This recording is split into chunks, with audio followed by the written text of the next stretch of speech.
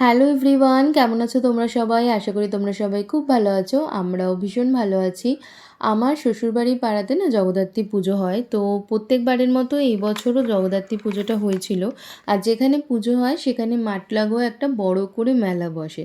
আর পুজোটা একদম আমাদের বাড়ির থেকে সামনে জাস্ট ৫ মিনিট মতো ডিসটেন্স যেখানটায় পুজোটা হয়।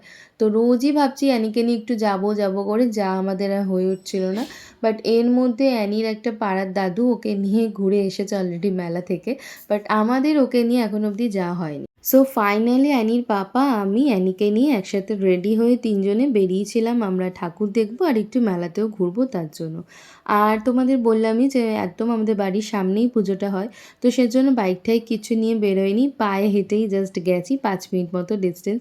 আর রাস্তাটা এত সুন্দর করে সাজানো ছিল যে হেঁটে যেতে ভীষণ ভালোও লাগছিল। তো টুকটুক করে হাঁটতে আমরা পৌঁছে গেছি। আর মেলায় এন্ট্রি নেওয়া মাত্রই দেখছিলাম সাইডে সমস্ত খাবারের দোকান। আর সন্ধে করেই আমরা গেছিলাম যাতে ভিড়টা একটু অ্যাভয়েড করতে পারি। বাট গিয়ে দেখলাম বেশ ভালো মতোই ভিড় আছে। হয়তো নবমীর দিন আর সানডে, সেজন্য হয়তো ভিড়টা বেশি। কিন্তু ভিড় বেশ ভালোই ছিল তখনই। আর আমরা প্রথমে গিয়েই আগে মায়ের দর্শন করে, মাকে প্রণাম করে তারপর বেরিয়ে একটু মেলার দিকে যাচ্ছিলাম ঘুরবো করে। তখনই বেরোতে গিয়েই দেখি যে মায়ের যে আর কি ভোগ, সেটা রেডি হয়ে যাচ্ছে মায়ের কাছে, পুজো হবে।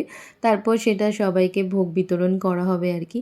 আর আমাদের এখানে নবমীর দিন সবাইকে প্রসাদ দেওয়া হয়, খিচুড়ি বানানো হয়। সেটা যারাই দর্শন করতে আসে মায়ের সবাইকেই খিচুড়ি প্রসাদ হিসেবে বিতরণ করা হয়। তো তার জন্য দেখো এখানে বাঁশের অলরেডি ব্যারিকেড করে দিয়েছে যাতে লাইনটা সুস্থভাবে আর কি লাইন করে সবাইকে বিতরণ করা যায়, কেননা অনেক নাকি ভিড় হয়। আর এই বছর নিয়ে আমি ২ বছর এলাম এই মেলাতে। আগের বছর অ্যানি অনেকটাই ছোট ছিল, তখন ওকে নিয়ে এসেছিলাম। আবার এখন এলাম। তখনও সেরম কিছু বুঝতো না, এখনও সেরম কিছু বোঝে না। বাট আগের থেকে একটু তো বড় হয়েছে মেয়ে আমার। আর ওকে নিয়ে প্রথমে রাইডসের দিকে গেছিলাম যে একটু নাগরদোলনায় চাপাবো। বাট মেয়ে আমার ভয় পেয়ে যাচ্ছিলো দেখে, সেজন্য খুব একটা ওই একটাতেই চাপিয়েছিলাম, ভয় পাচ্ছে দেখে আর চাপাইনি। তারপর আমিও ভেবেছিলাম চাপবো, বাট মেয়ে ভয় পাচ্ছে বলে আমি আর সাহস করলাম না। তারপর আমরা একটু খেলনা দেখছিলাম, টুকটাক জিনিসপত্র দেখছিলাম। দেখতেই মেয়ে অলরেডি ঘুমিয়ে পড়েছে। তো ও ঘুমিয়ে পড়েছে আর ঘুমন্ত বাচ্চাকে নিয়ে ভিড় মেলার মধ্যে ঘুরতে খুব অসুবিধাও হচ্ছিল। আর অ্যানি একদম দরদর করে ঘামাচ্ছিল, তো সেজন্য খুব একটা আমরা বেশি ঘুরিনি। অল্পই একটু সামনে থেকে শপিং করে আমরা জাস্ট বেরোচ্ছিলাম। বেরোনোর পথেই দেখলাম একটা পাপড়ি চাটের দোকান। আর মেলায় এসেছি, পাপড়ি চাট না খেলে হয়? তো সেজন্য ভাবলাম একটু পাপড়ি চাট কিনি। বাট খাইনি, দাঁড়িয়ে প্যাকিং করে নিয়েছিলাম আমার আর মায়ের জন্য। আর মেলায় এসে কী কিনেছি সেটা নয় নেক্সট পার্টেই তোমাদের সাথে শেয়ার করছি। দেখা হচ্ছে খুব তাড়াতাড়ি। আজকের মতো টাটা।